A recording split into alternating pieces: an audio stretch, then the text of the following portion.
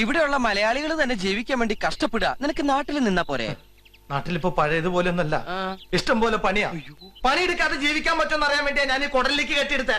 അങ്ങനെയാണെങ്കിൽ നിന്നെ വീട്ടിൽ കിട്ടുന്ന പ്രശ്നമേ ഇല്ല. ഓ രക്ഷപ്പെട്ടു, പ്രശ്നമൊന്നുമില്ലല്ലേ? ഇറങ്ങി പോടാ. എടാ സതീർത്യ, ഈ സെക്കൻഡ് ഹാൻഡ് സാധനങ്ങൾ വെക്കുന്ന കൂട്ടത്തിൽ എന്റെ ഒരു പേര് എഴുതി വെക്കടാ. എനിക്ക് 4 നേരം നന്നാ മതി, പിന്നെ മാസം ഒരു 1500 രൂപയും. നിനക്കേ ഈ വീട്ടിൽ നിന്ന് ഒരു തുള്ളി വെള്ളം പോലും ഞാൻ തരില്ല. എടാ ഈ അനാഥ പിള്ളേരെ കൂട്ടത്തിൽ എന്നെ കൂട്ടിക്കൂടെ? അനാഥ പിള്ളേരോ?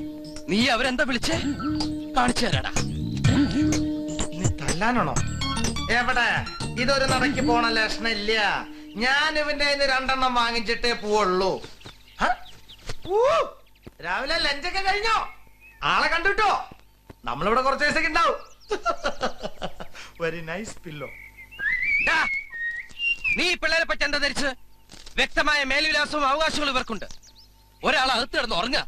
അതെങ്ങാനും കേട്ടാ നിന്റെ ദേഹത്ത്